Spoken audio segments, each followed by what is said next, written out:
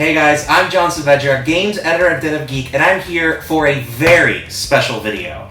Microsoft has just sent us the Xbox Series X, their upcoming next-gen console coming out on November 10th.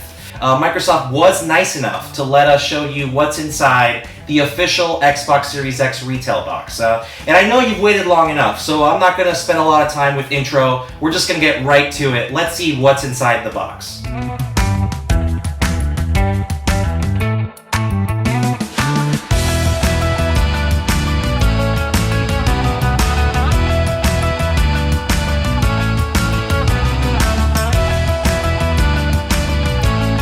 As you can see, this is everything that you'll find inside of the retail box. The Xbox Series X, the very nice new controller, HDMI cable, and the power cable.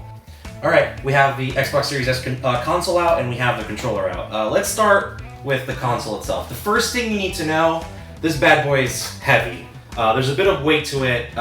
It's pretty hefty. This is not a model version that Microsoft sent to other outlets earlier in the year. This is the real thing from the retail box, and there's a bit of weight to it. If you've seen the memes, you've probably seen the fridge meme, you've probably seen some of the comparison pictures. The pictures are pretty true to life. Obviously it isn't fridge sized, but it is a pretty big console. I'm actually wondering where I'm going to put this in my home theater.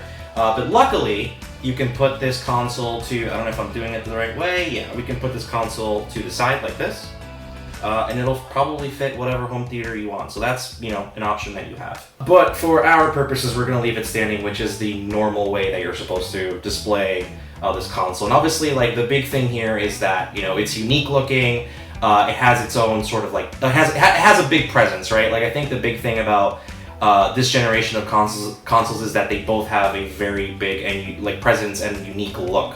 Up top here you can see the exhaust ports. This is where the hot air will come out of in the console.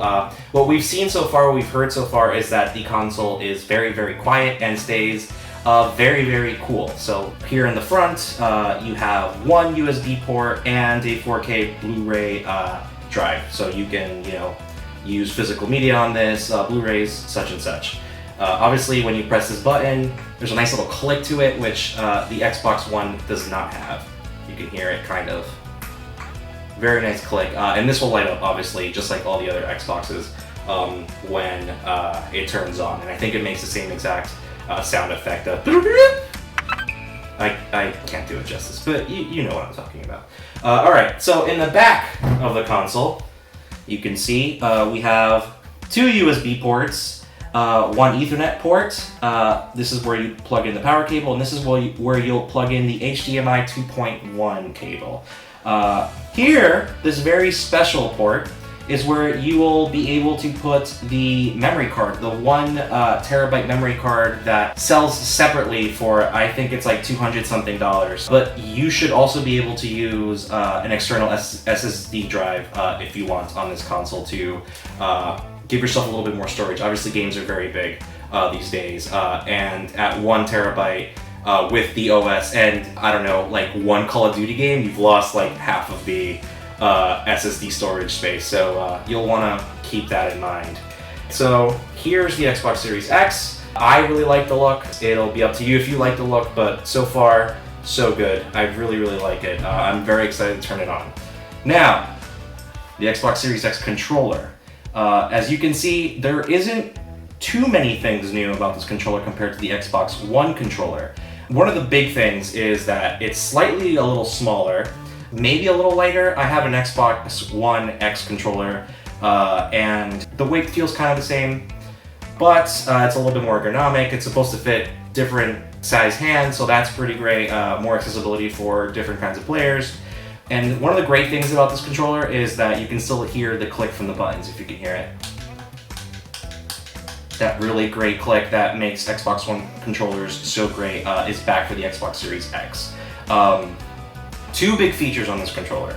First of all, there's a share button, which will make it easier than ever to share clips as well as screenshots of your gaming to social media or to your friends on Xbox Series X or Xbox One over Xbox Live. And the other thing is the D-pad, which takes a few notes from the Xbox One Elite controller. As you can see, it's a slightly different D-pad than you've probably seen before.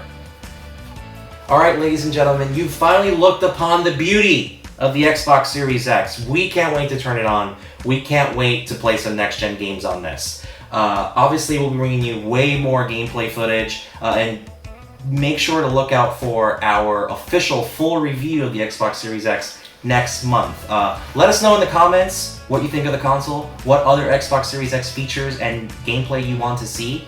But until then, stay tuned for all of our Xbox Series X coverage as well as next-gen coverage on denofgeek.com.